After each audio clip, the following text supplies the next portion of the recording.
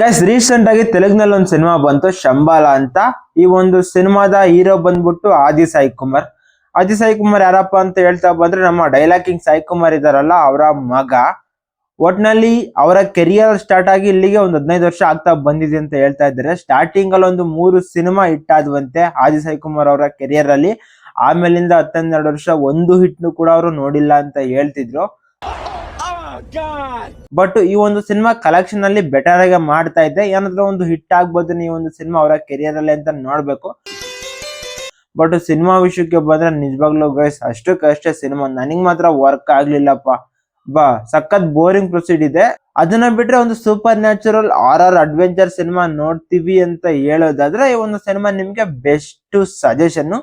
ಹೋಗಿ ನೋಡಿ ಥಿಯೇಟರ್ ಅಲ್ಲೇನೆ. ನಾನು ಇರೋ ತರ ಸ್ಟ್ರೈಟ್ ಆಗಿ ಮಾತಾಡ್ತೀನಿ ಗುರು, ಯಾವ್ದೋ ಫಿಲ್ಟರ್ ಇಲ್ದಂಗೆ. ಅದಕ್ಕೂ ಮುಂಚೆ ಎಲ್ಲರಿಗೂ welcome back to my channel. ಈ ಒಂದು ಸಿನಿಮಾದ ಸ್ಟೋರಿ ಲೈನ್ ವಿಷಯಕ್ಕೆ ಬಂದ್ರೆ ಶಂಬಾಲ ಅನ್ನೋ ಒಂದು ಗ್ರಾಮ. ಆ ಗ್ರಾಮದಲ್ಲಿ ಸಡನ್ ಆಗಿ ಆಕಾಶದಿಂದ ಒಂದು ಉಲ್ಕೆ ಬಂದು ಬೀಳುತ್ತೆ. ಆ ಉಲ್ಕೆ ಬಂದು ಬಿದ್ದಾಗ್ಲಿಂದ ಒಂದು ದುಷ್ಟಶಕ್ತಿ ರಿಲೀಸ್ ಆಗಿ ಒಂದು ಡಿಫ್ರೆಂಟ್ ಪ್ಯಾಟರ್ನ್ ಆಗಿ ದೂರಲ್ಲಿರೋ ಜನಗಳನ್ನ ಸಾಯಿಸ್ಕೊಂಡು ಬರ್ತಾ ಇರುತ್ತೆ. ಆ ಒಂದು ಸಮಸ್ಯೆನ ಹೊರಗಡೆಯಿಂದ ಸೇವಿಯರ್ ತರ ಬಂದು ನಮ್ಮ ಹೀರೋ ಯಾವ ತರ ಕಾಪಾಡ್ತಾನೆ ಅಂತ ನಾವು ಸಿನಿಮಾ ನೋಡಿ ತಿಳ್ಕೊಬೇಕು.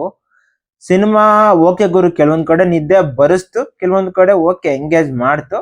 ಸಿನಿಮಾ ಒಂದು ಡೀಸೆಂಟ್ ಮೂವಿ ಅಂತ ಹೇಳ್ಬೋದು. ಇನ್ನು ಸಿನಿಮಾದ ಡೈರೆಕ್ಟರ್ ಬಂದ್ಬಿಟ್ಟು ಉಗಾಂಧರ ಮುನಿ ಅಂತ. ರೈಟಿಂಗ್ ಅಲ್ಲೂ ಕೂಡ ಇವರೇ ವರ್ಕ್ ಮಾಡಿದ್ದಾರೆ. ಒಟ್ನಲ್ಲಿ ಒಂದ್ ಸ್ವಲ್ಪ ಬೆಟರ್ ಡಿಸಿಷನ್ ಏನೇ, ಬಟ್ ಸೇಫ್ ಗೇಮ್ ತುಂಬಾ ಆಡಿದ್ದಾರೆ ಬ್ರೋ.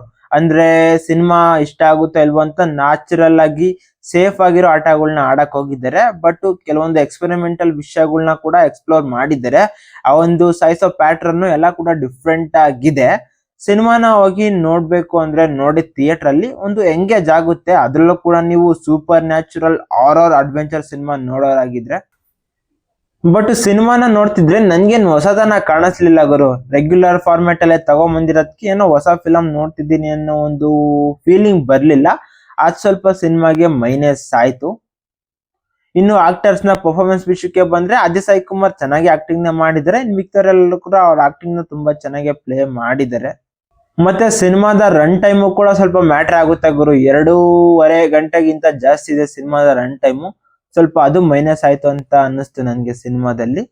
ಇದಾಗಿತ್ತು ಗೈಸ್ ರಿವ್ಯೂ. ಸಿನಿಮಾನ ನೋಡಿದ್ರೆ ನಿಮ್ ಎಕ್ಸ್ಪೀರಿಯನ್ಸ್ ಏನು ಅಂತ ಕಮೆಂಟ್ ಮಾಡಿ.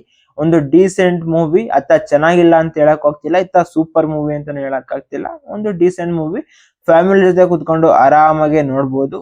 ಓಕೆ, ವೈಟ್ ಮಾಡ್ತೀರಾ ಅಂದ್ರೆ OTT ನಲ್ಲಿ ನಮ್ಮ ಕನ್ನಡ ಲ್ಯಾಂಗ್ವೇಜ್ ಅಲ್ಲೇ ಬರುತ್ತೆ. ಸದ್ಯಕ್ಕಂತೂ ಕನ್ನಡದಲ್ಲಿಲ್ಲ, ವೈಟ್ ಮಾಡಿ. ಸರಿ, ನಾನ್ ಮತ್ತೆ ನಿಮ್ಗೆ ಸಿಗ್ತಾ ಇರ್ತೀನಿ. ಬಾಯ್.